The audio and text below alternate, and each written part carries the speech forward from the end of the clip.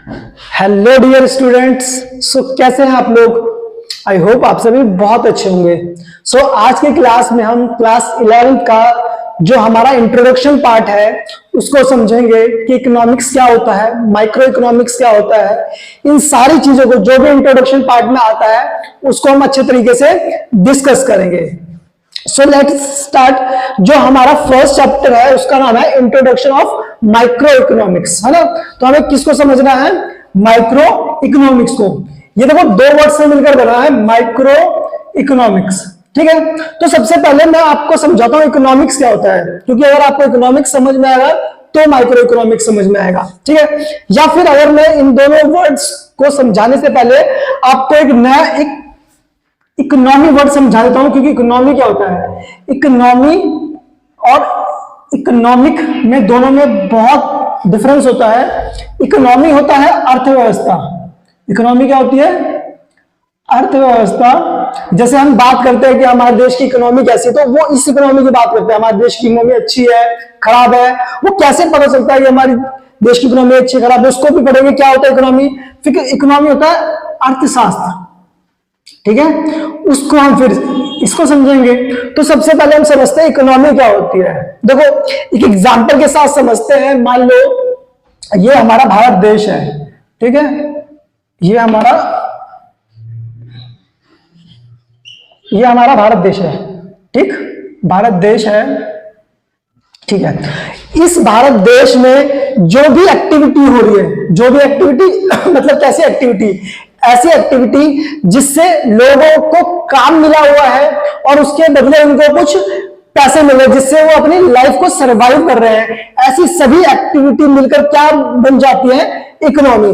अगर हम अब देखते हैं जिस भी देश में एक्टिविटी मतलब ऐसे काम बहुत ज्यादा होते हैं, जैसे कोई भी काम, जैसे डॉक्टर का काम हो या टीचर का काम हो या लॉयर का काम हो, फैक्ट्री में कोई काम हो रहा हो, ऑफिसेज में कोई काम हो रहा हो, ठीक है, फ्रूट वेंडर फ्रूट बेच रहा हो, तो वो सभी काम जो काम करने के बदले उस पर्सन को उसके बदले कुछ मिल रहा है, ऐसे सारे काम मिलकर कलेक्टिवली ये सारे काम मिलकर क्या बन जाते हैं?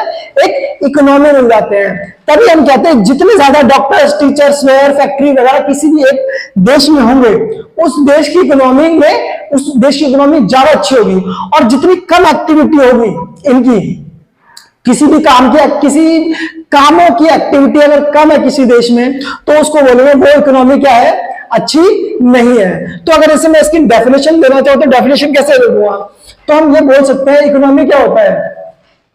हम बोल सकते हैं an economy is a system which provides people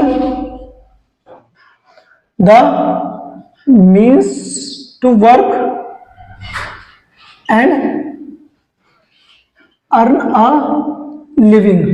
मतलब कोई इकोनॉमी एक ऐसा सिस्टम है जिसमें लोगों को काम मिलता है और उसके बदले उन्हें कुछ लिविंग मतलब जिससे वो अपनी लाइफ सर्वाइव कर सकते हैं मिलता है, मतलब पैसा मिलता है। पैसा क्या, पैसे के अलावा भी मिल सकता है, जरूरी नहीं पैसा। तो इकोनॉमी का मतलब क्या हो? किसी भी एक भारत देश एक बाउंड्री का देश है। अगर हम देखें तो भारत के अंदर जितने भी ऐसे सिस्टम है, जितने ऐसे सिस्टम है, डॉक्टर, टीचर्स, लॉयर, क्या इन सबको काम मिलता है ना? इन सबको काम मिलता है और इसके बदले इनको क्या मिलता है? कुछ ना कुछ उसके बदले में मिलता है, अर्निंग में मिलता है। तो अगर हम कलेक्टिवली इन सबको मिला दें तो ये क्या बन जाता है? ये बन जाता है हमारी इकोनॉमी। और जितने ज्यादा ये एक्टिविटी होंगी किसी देश में ज्यादा, जैसे हम देखें अगर चाइना की बात करें, चाइना में प्रोडक्शन बहुत ज्यादा है, इसलिए हम कहते हैं चाइना की इकोनॉमी बहुत अच्छी है। या हम बात करें अमेरिका की, यूएस की, वहां भी ये चीज सारी क्या है? बहुत ज्यादा है, इसलिए वहां की इकोनॉमी क्या है? बहुत अच्छी है, मतलब ग्रोइंग इकोनॉमी है या डेवलप्ड इकोनॉमी कह सकते हैं। बट वही हम बात करें जैसे पाकिस्तान की या हम बात करें बांग्लादेश की, यहां पर इनके कंपेरिजन में बहुत कम ये एक्टिविटीज है, बहुत कम प्रोडक्शन है। इन सबसे किसी ना किसी चीज का या तो गुड्स का प्रोडक्शन होगा या क्या होगा? सर्विसेज का प्रोडक्शन होगा। जिस भी देश में इनका प्रोडक्शन कम होगा वो देश की इकोनॉमी क्या हो गई, वीक हो गई। और जिस भी देश में गुड्स एंड सर्विसेज का प्रोडक्शन ज्यादा होगा, वो देश की इकोनॉमी क्या होगी, बहुत वेल्दी इकोनॉमी होगी, बहुत रिच इकोनॉमी होगी, बहुत बेस्ट इकोनॉमी मानी जाती है। तो सबसे पहले हमें इकोनॉमी का मतलब समझ में आया। किसी भी देश में, जरूरी नहीं देश, एक राज्य भी हो सकता है। अगर हम राज्य की इकोनॉमी देखें, जैसे हम डिस्कस करते हैं कि भाई यूपी एक राज्य है, यूपी की इकोनॉमी कैसी, जैसे यूपी भारत का एक पार्ट है, मान लो यूपी है, तो यूपी में अगर उत्पादन वस्तु और सेवा हुआ, मतलब गुड्स एंड सर्विसेज का अगर जो प्रोडक्शन है वो ज्यादा है, तो यूपी कैसा माना जाएगा, अच्छा इकोनॉमी मानेंगे, तो यूपी की इकोनॉमी अच्छी है। बट अगर उसका उत्पादन कम है, बट हम प्रैक्टिकल देखें अभी तक कम था, है ना। बट जैसे ये हमारी सरकार बदली है, जब से बीजेपी की सरकार आई है, वहां पर डेवलपमेंट का काम बहुत तेजी से बढ़ गया है। और जब भी गवर्नमेंट का डेवलपमेंट का काम तेजी से बढ़ेगा, तो बिजनेसमैन वहां पर उस राज्य में आना चाहेंगे। सो आई होप अगर हम इसको कंक्लूड करें तो कहेंगे ऑल द एक्टिविटी कलेक्टिवली, इसको क्या कहेंगे, एक इकोनॉमी बोलेंगे, है ना। अब हम सभी देखते हैं हमारे आसपास क्या होता रहता है, हमारे आसपास सारी ये एक्टिविटीज होती रहती हैं। आप देखोगे कोई ऑफिस रनिंग हो रहे होंगे, फैक्ट्री रनिंग हो रही होगी, डॉक्टर का ऑफिस होगा, क्या क्लिनिक होगा, टीचर के इंस्टीट्यूशंस होंगे, लॉयर का ऑफिस होगा, फैक्ट्री रन हो रही होगी, या फ्रूट वेंडर फ्रूट बेच रहा होगा। ऐसे बहुत सारे जितने भी एक्टिविटीज मिलकर, जितने भी ये सारी चीज मिलकर एक क्या करते हैं, इकोनॉमी क्रिएट करती है। और हमने डिस्कस भी कर लिया कि इकोनॉमी क्या होती है, एक ऐसा सिस्टम होता है जो कि लोगों को काम देता है और उस काम के बदले उसे कुछ अर्निंग मिलती है। तो ये हमारी क्या हो गई, इकोनॉमी। ठीक है, इतना डिस्कस कर लिया। अब ये काफी अच्छा हमने डिस्कस कर लिया कि हमारी इकोनॉमी क्या होती है।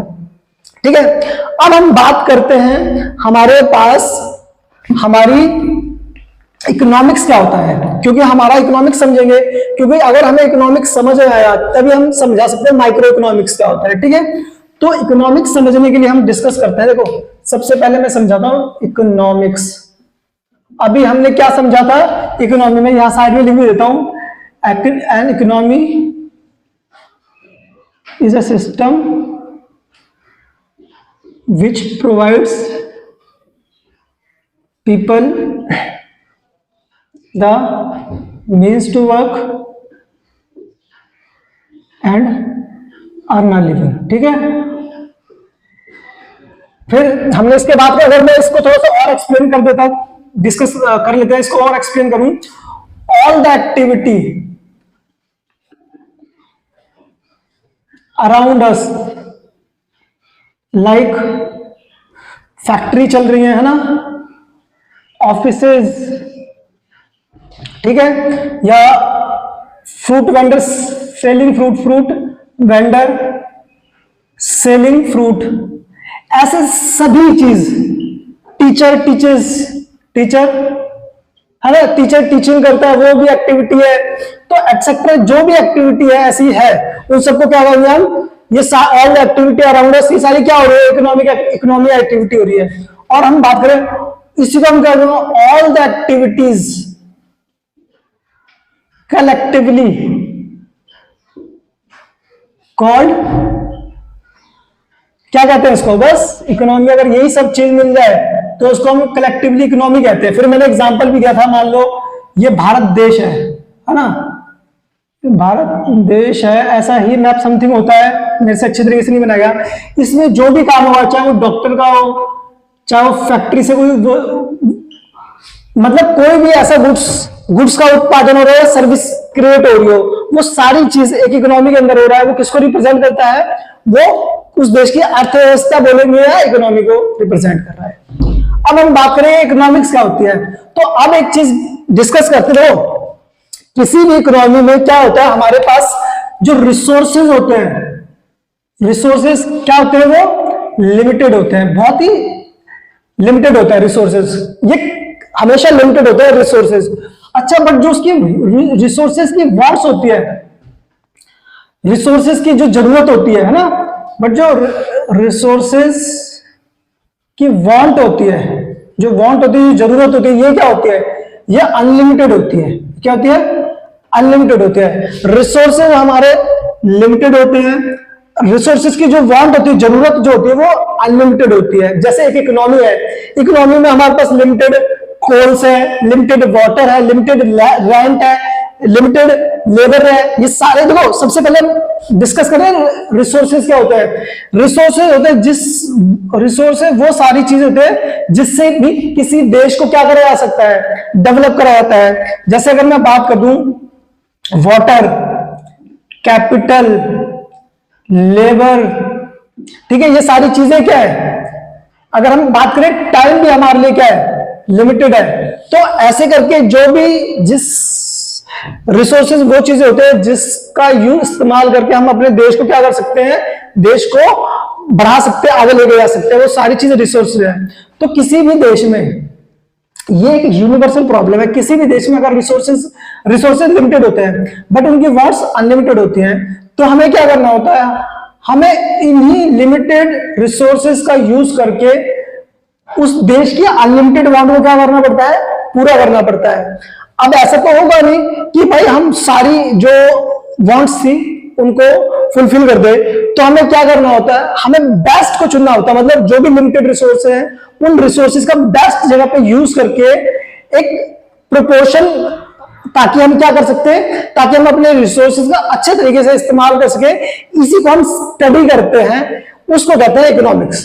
तो इकोनॉमिक्स अगर मैं सिंपल लैंग्वेज में बताऊं तो इकोनॉमिक्स का मतलब होता है हमने अपने लिमिटेड रिसोर्स को अनलिमिटेड वांट्स को सेटिस्फाई करने के लिए हम जो भी स्टडी करते हैं उसको हम कहते हैं हमारे पास इकोनॉमिक्स। ठीक है, तो थोड़ा सा मैं डिस्कस इसको लिखवा देता हूं, तब आपको अच्छी तरीके से समझ में आएगा। अगर मैं बात करूं तो इकोनॉमिक्स क्या है, इसको थोड़ा अच्छे से डिस्कस करते हैं।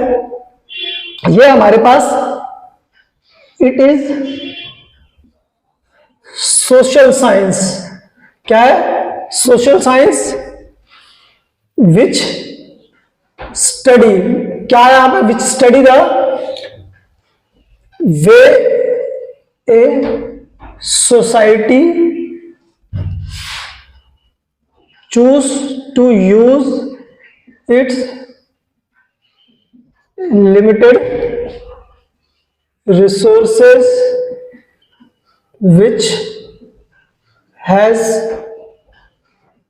alternative use to produce goods and to distribute them among different group of people।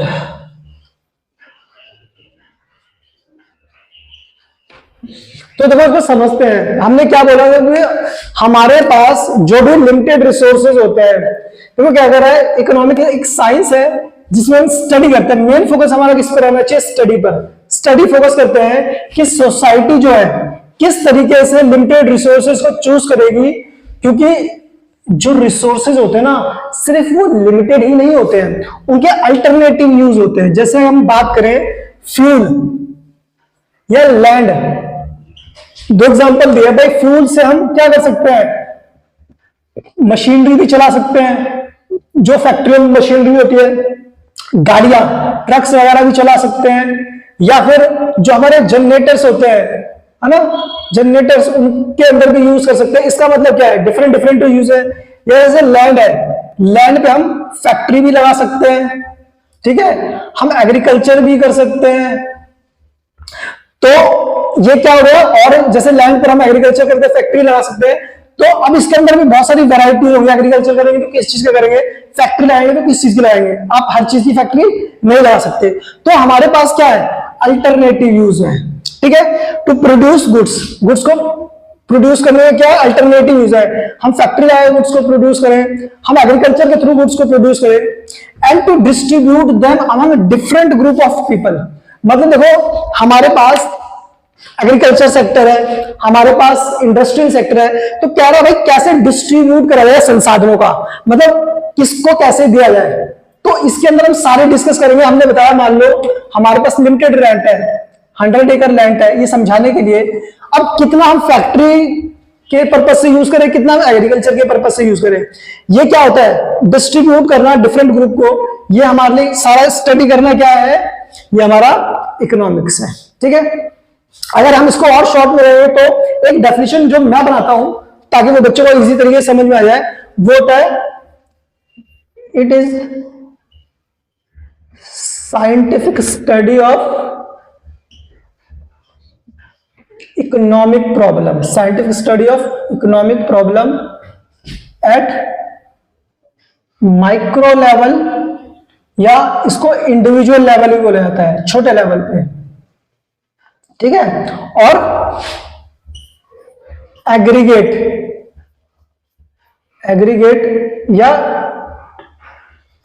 Level या मैक्रो लेवल, एग्रीगेट या मैक्रो लेवल, उसको हम क्या कहते हैं,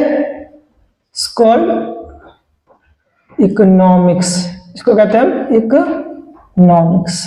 ठीक है, ध्यान से देखना भाई, इकोनॉमिक्स यहां तो समझ गए, यहां पर भी वही है कि साइंटिफिक स्टडी है, साइंटिफिक स्टडी किस चीज की, इकोनॉमिक प्रॉब्लम। अब इकोनॉमिक प्रॉब्लम क्या होता है, देखो जितना हमने थ्योरी में लिखा है ये इकोनॉमिक प्रॉब्लम, देखो इकोनॉमिक प्रॉब्लम एक्चुअली होती क्या है, ये economic problem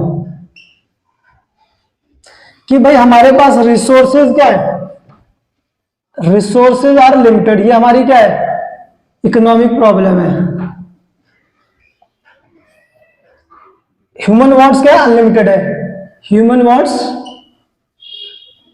unlimited, unlimited human wants भी लिख सकते हैं। या थर्ड क्या है, alternative use of resources, alternative use of resources, जो रिसोर्सेज है उनके अल्टरनेटिव यूज है। तो यही चीज तो है, स्टडी किस चीज का करता है, रिसोर्सेज लिमिटेड है, ह्यूमन वांट्स अनलिमिटेड है, और उनके अल्टरनेटिव यूज है, इसी को तो स्टडी करते हैं। इसी को जब हम स्टडी करेंगे छोटे लेवल पे तो वो बन जाता है माइक्रो लेवल, या इसको माइक्रो इकोनॉमिक्स भी कहते हैं। और जब हम उसको बड़े लेवल पे एग्रीगेट मतलब पूरे कंट्री के लेवल पे स्टडी करेंगे तो उसको क्या बोलते हैं, मैक्रो लेवल या एग्रीगेट लेवल। मतलब अभी जैसे हम 11वीं क्लास में हैं तो हम छोटे लेवल पे पढ़ेंगे माइक्रो, माइक्रो का मतलब ही क्या होता है, नैरो, क्या होता है, नैरो। और जब हम मैक्रो पढ़ेंगे क्लास 12th में तो वो होगा वाइडर, पूरी इकोनॉमी को एक साथ स्टडी करना। तो क्योंकि अभी हम 11th क्लास में हैं तो 11th क्लास में हमें छोटे लेवल पे स्टडी करना है, तो इसलिए हम क्या करेंगे, उसको स्टडी करेंगे। ठीक है, थोड़ा सा अब मैं इकोनॉमिक्स को मैंने बताया कि हमने कर लिया। अगर मेरे को बोलना हो कि इकोनॉमिक्स, तो अगर हम बात करें जो हमारी इकोनॉमिक्स है, जो इकोनॉमिक्स है उसको बेसिकली दो पार्ट में डिवाइड कर दिया। एक है हमारे पास माइक्रो इकोनॉमिक्स जो कि हम क्लास 11th में पढ़ेंगे, और दूसरा है हमारे पास मैक्रो इकोनॉमिक्स जो कि हम क्लास 12th में पढ़ेंगे। ठीक है, यहां पर देखो ये जो आई है और जो ये यहां पे आई का मतलब है इंडिविजुअल, क्या है, इंडिविजुअल, और यहां पर ए का मतलब है एग्रीगेट, मतलब यहां पर पूरी इकोनॉमी को एक साथ स्टडी करेंगे। यहां पर इंडिविजुअल लेवल पे जैसे एक फैक्ट्री का डिस्कस कर लिया, एक इंडस्ट्री को डिस्कस कर लिया, एक इंडिविजुअल पर्सन को डिस्कस कर लिया, एक प्रोड्यूसर को डिस्कस कर लिया, वो सारा डिस्कशन हम कहां करेंगे, इंडिविजुअल पर। जैसे अभी आप नेक्स्ट चैप्टर जो देखोगे वो जो हमारा कंज्यूमर इक्विलिब्रियम है, वो एक कंज्यूमर को कैसे स्टडी करा जाएगा उसको देखेंगे। सो आई होप इतना आपको समझ में आगे इकोनॉमिक्स का होते हैं। अच्छा, अगर हम बात करें कि हम इकोनॉमिक्स क्यों पढ़ते हैं, पहले तो इकोनॉमिक्स है, अब दूसरा क्वेश्चन मैं पढ़ूं व्हाई स्टडी इकोनॉमिक्स। ठीक है, व्हाई स्टडी इकोनॉमिक्स। अगर मैं बात करूं जो दूसरा क्वेश्चन है हमारे पास, एक तो सबसे पहले यही आ गया था कि इकोनॉमिक्स क्या होती है। ठीक है, अभी दूसरा जो हमारा पार्ट होगा वो हमारा पार्ट क्या होगा कि इकोनॉमिक्स को स्टडी कैसे करते हैं। ठीक है, इकोनॉमिक्स को स्टडी कैसे करा जाता है, तो इकोनॉमिक्स को स्टडी कैसे करा जाता है ये अभी हम देखेंगे। ठीक है, सो सबसे पहला हमारा जो ये टॉपिक था इकोनॉमिक्स क्या होता है ये हमने समझ लिया। अब हमारे पास आता है why study economics, why study economics, है ना भाई, इकोनॉमिक्स क्यों पढ़ते हैं। तो जो बच्चों आप कमेंट करके जरूर बता सकते हो कि इकोनॉमिक्स को स्टडी क्यों करते हैं।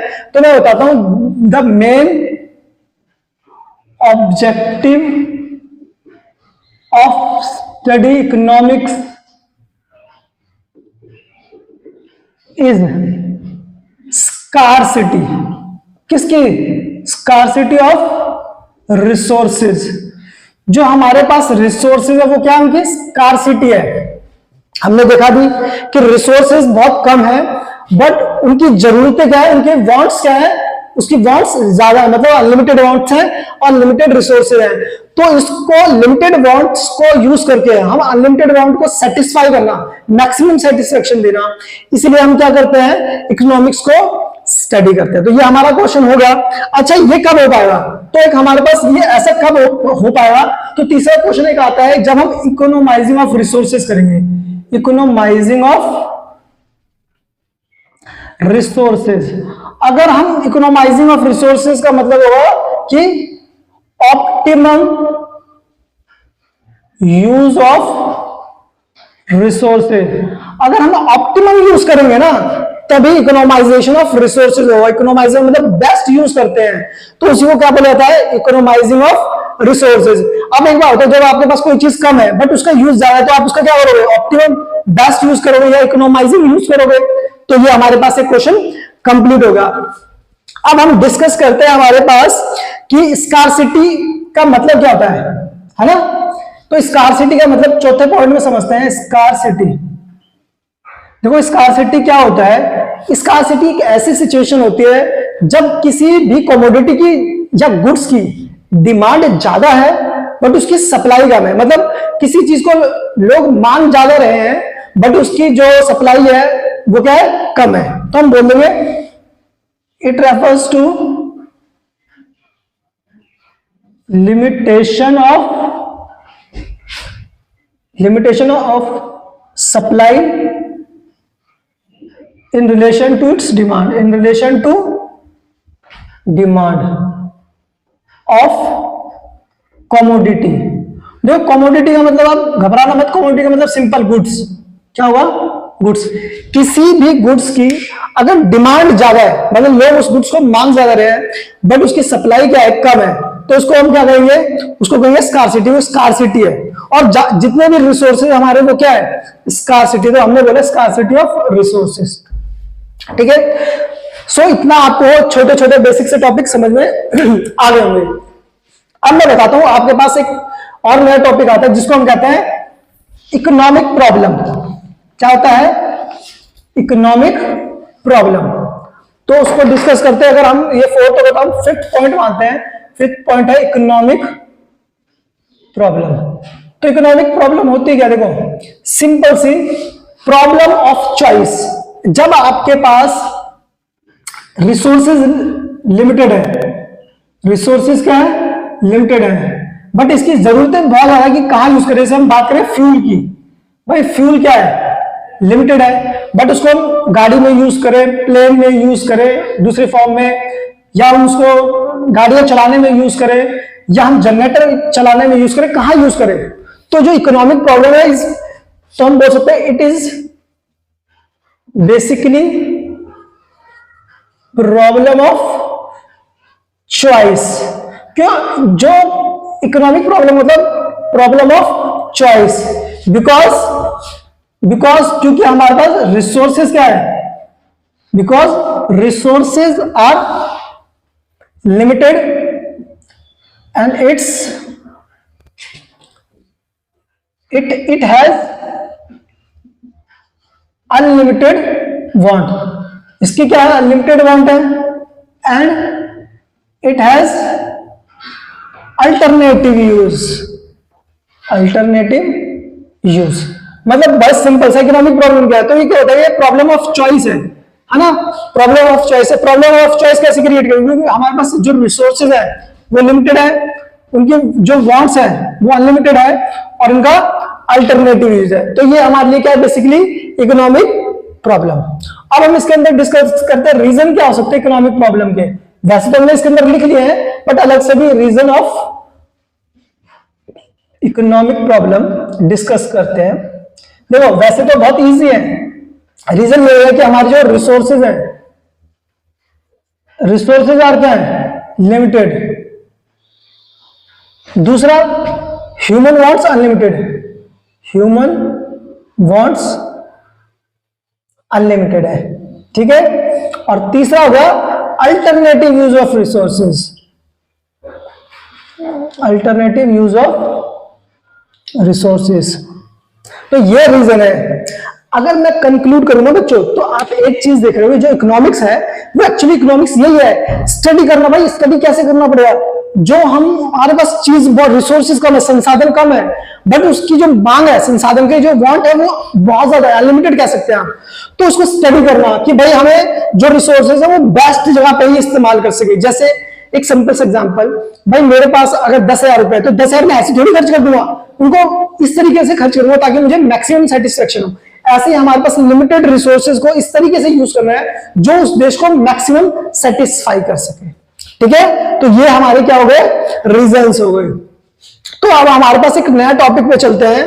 देखो कुछ मैं बताता हूं आपको कि किसी भी इकोनॉमी के अंदर ना 3 प्रोसेस होते हैं, 3 एक्टिविटी कह सकते हैं, 3 एक्टिविटी, वाइटल प्रोसेस या एक्टिविटी इन इकोनॉमी।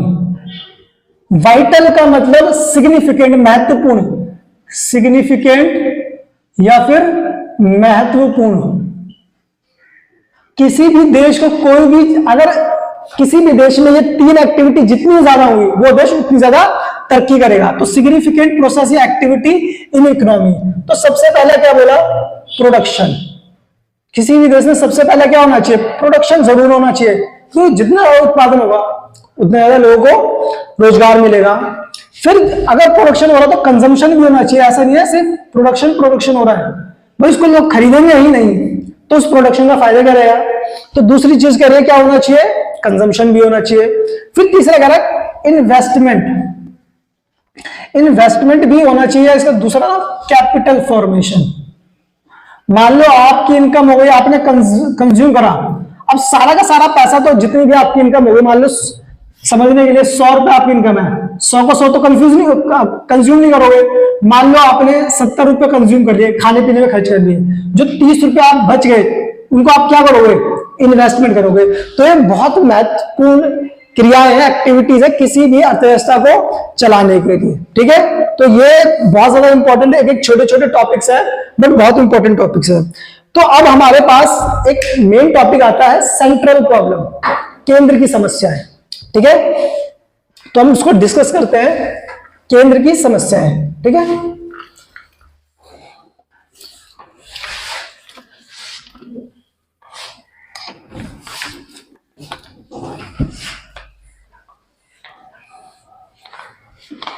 तो देखो एक हमारे पास जो इंपॉर्टेंट टॉपिक है वो है central problem of economy, central problem of economy.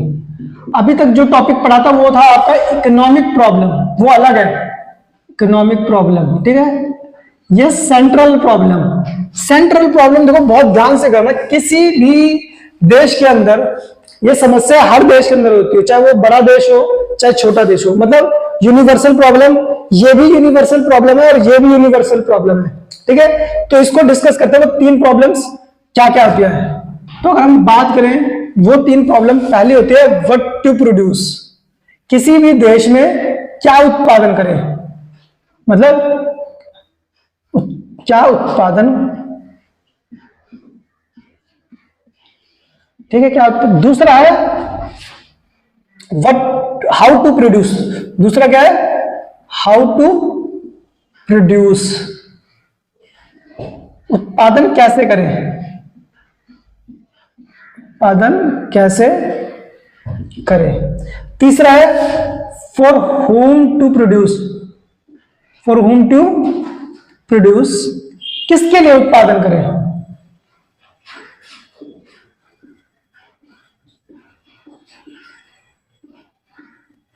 तो डिस्कस करते हैं। तो वो इसमें जो व्हाट टू प्रोड्यूस में 2 प्रॉब्लम आती, क्या उत्पादन करें का मतलब एक तो क्या उत्पादन करें है, दूसरा कितना उत्पादन करें, means how much quantity should be produce, और दूसरा है व्हाट, हाउ मच, मतलब कितना प्रोड्यूस करे, एंड व्हाट क्वांटिटी। इसमें आएगा सबसे पहले मेरे व्हाट विच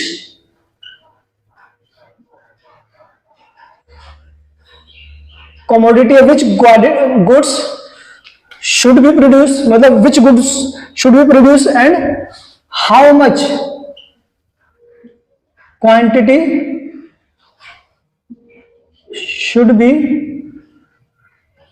produced। मैं समझाता हूं। जैसे देखो, मान लो हमने डिसाइड करा कि हमें वीट का प्रोडक्शन करना है, तो क्या सारा का सारा वीट करोगे? नहीं, इकोनॉमी में वीट की भी जरूरत होती है, इकोनॉमी में राइस की भी जरूरत होती है, इकोनॉमी में पल्सेस की भी जरूरत होती है, और भारत जैसे देश जहां पर शुगर बहुत ज्यादा यूज होता है तो शुगर कैन की भी जरूरत है। तो हमें सिर्फ ये चेक करना क्या क्या वीट भी हो सकता है, वीट भी प्रोड्यूस करें, राइस भी करें, पल्सेस भी करें, और शुगर कैन भी करें, और भी बहुत सारी चीज हो गई। अब ऐसा नहीं है कि भाई इनका ये भी पता होना चाहिए वीट को कितना करें, ऐसा तो नहीं है कि बहुत कम पड़ जाएगा, या ऐसा भी नहीं है कि बहुत ज्यादा हो जाएगा। तो इसका बहुत ध्यान रखना है कि कितना प्रोड्यूस करें, चाहे वो वीट हो, चाहे वो राइस हो, चाहे वो पल्सेस हो, चाहे वो शुगर कैन हो। ठीक है, अब हाउ टू प्रोड्यूस में हमारे पास आता है कि टेक्निक कौन सी यूज करें। हमारे पास दो टेक्निक होती है, लेबर इंटेंसिव टेक्निक, और दूसरा हमारे पास कैपिटल इंटेंसिव टेक्निक। ठीक है, कि मतलब देखो कोई भी देश होगा वो दो तरीके से अपने देश में गुड्स का उत्पादन करेगा, लेबर इंटेंसिव टेक्निक से और कैपिटल इंटेंसिव टेक्निक से। लेबर का मतलब लेबर से उत्पादन करवाएगा, तो मतलब देखो लेबर इंटेंसिव टेक्निक से कोई देश जब प्रोडक्शन यूज करे, यूज ऑफ जो लेबर है, more use of labour and less use of machinery का कम यूज करेगा और लेबर का ज्यादा यूज करेगा, तो उसको कहेंगे वो लेबर इंटेंसिव टेक्निक का इस्तेमाल कर रहा है। जैसे जो बहुत अभी ज्यादा डेवलप नहीं है वो लेबर इंटेंसिव का ज्यादा यूज करते हैं, मशीन्स का कम करते हैं। जैसे अगर हम देखें भारत में एक उनमें से एक है, कम यूज करता है मशीन्स का, लेबर का यूज करता है। बट जैसे अगर हम बात करें चाइना की या यूएस की या बाहर की वेस्टर्न कंट्री जो है वो ज्यादा किसका यूज करती है, मोर यूज ऑफ मशीनरी, मतलब कैपिटल का ज्यादा यूज करती है and less use of labour का कम यूज करती है। अच्छा, इसको शॉर्ट में LIT लेबर इंटेंसिव टेक्निक और इसको CIT भी बोला जाता है, capital intensive technique. So I hope आपको अच्छे तरीके से समझ में आ रहा होगा क्या उत्पादन करें, मीन्स क्या उत्पादन करें और कितना उत्पादन करें, कैसे उत्पादन करें, लेबर से करें, कैपिटल से करें, क्योंकि ये डिपेंड करता है कि उस कंट्री की नीड क्या है। ऐसे नहीं है किसी भी कंट्री में कुछ भी यूज करने लग जाओगे, नहीं, डिपेंड करता है उसकी इकोनॉमी कैसी है। मान लो आप अगर जो छोटी इकोनॉमी है, अगर हम बात करें बांग्लादेश पाकिस्तान जैसी, यहां पर आप मशीनों से गुड्स को बनाने लग जाओगे तो लोग वहां पे बेरोजगार हो जाएंगे, क्योंकि वहां पर मशीन से आप सारा नहीं कर सकते। तो ये देखना पड़ता है किस इकोनॉमी की क्या जरूरत है, उसके हिसाब से हम लेबर और कैपिटल को यूज करते हैं। और फॉर होम टू प्रोड्यूस में आता है भाई हम किसके लिए प्रोड्यूस करें, रिच के लिए प्रोड्यूस करें या पुअर के लिए प्रोड्यूस करें। तो हमें ये ध्यान देना पड़ता है, हमें दोनों के लिए प्रोड्यूस करना पड़ेगा। मान लो इकोनॉमी में जो रिच है उनकी परसेंटेज 10% में किस देश में रिच लोग हैं और 90% पुअर लोग हैं, तो हमें क्या करना पड़ेगा, हमें कुछ गुड्स ऐसे प्रोडक्शन करने पड़ेंगे जो रिच 10% गुड्स पूरी इकोनॉमी में ऐसे यूज करने पड़ेंगे जो रिच लोग लग्जरी गुड्स है वो खरीद लें, और जो बेसिक गुड्स है ज्यादातर हमें उसका प्रोडक्शन करना पड़ेगा ताकि जो पुअर लोग है उसको ले सके। तो यही था हमारा last question, for whom to produce, किसके लिए उत्पादन करें। तो हम ऐसा नहीं कर सकते कि भाई सिर्फ पुअर के लिए करेंगे, लग्जरी गुड्स नहीं बनाएंगे, या सिर्फ रिच के लिए प्रोड्यूस करेंगे, लग्जरी गुड्स बनाएंगे, बेसिक नीड्स के गुड्स नहीं बनाएंगे। हमें दोनों टाइप के गुड्स बनाने होंगे, जो पुअर भी कंज्यूम कर ले और जो रिच हाई क्लास के गुड्स, हाई क्लास जो रिच लोग हैं वो उसको यूज कर सके। तो ये आपका बहुत इंपॉर्टेंट टॉपिक है, सेंट्रल प्रॉब्लम ऑफ इकोनॉमी। ठीक है, इसके साथ एक क्वेश्चन और अराइज होता है कि भाई कोई भी जो देश होता है वो या तो ओपन इकोनॉमी होगा या क्लोज्ड इकोनॉमी होगा। तो थोड़ा सा डिस्कस कर लेते हैं ओपन इकोनॉमी और क्लोज्ड इकोनॉमी क्या होता है। अगर हम बात करें ओपन इकोनॉमी या फिर क्लोज्ड इकोनॉमी, तो ओपन इकोनॉमी क्या होता है, जब भी हम हमारे देश के रिलेशन या हमारा देश का जो व्यापार है, ट्रेड है, वर्ल्ड के साथ होता है, तो हम उसको कहते हैं वो हमारी ओपन इकोनॉमी है ना। when economy is said to be open economy, कब कहेंगे open economy, when our country relation with other country relation, है ना, जब हमारे देश के कंट्री के रिलेशन अदर कंट्री के रिलेशन के साथ हो इंपोर्ट एक्सपोर्ट के लिए, तो उसको क्या कहेंगे, अदर कंट्री रिलेशन। तो इसको क्या कहेंगे हम, इसको कहेंगे ओपन इकोनॉमी। और जब हमारे देश का रिलेशन किसी की कंट्री के साथ नहीं है, हम इंपोर्ट एक्सपोर्ट नहीं करते हैं, तो उसको हम क्या कहते हैं, close economy. So I hope ये आपको बहुत अच्छे तरीके से समझ में आ रहा होगा। सो आज की क्लास में बेसिक सी चीजें हमने डिस्कस करी। इकोनॉमी क्या होता है, इकोनॉमिक क्या होता है, दो टाइप की माइक्रो मैक्रो इकोनॉमिक होती है, इकोनॉमी इकोनॉमाइजेशन क्या होता है, देन स्कार्सिटी क्या होती है, इकोनॉमिक प्रॉब्लम क्या होता है, सेंट्रल प्रॉब्लम्स क्या होते हैं, ओपन इकोनॉमी और क्लोज इकोनॉमी। ये चैप्टर हमने काफी अच्छे तरीके से डिटेल में डिस्कस कर लिए। Thank you.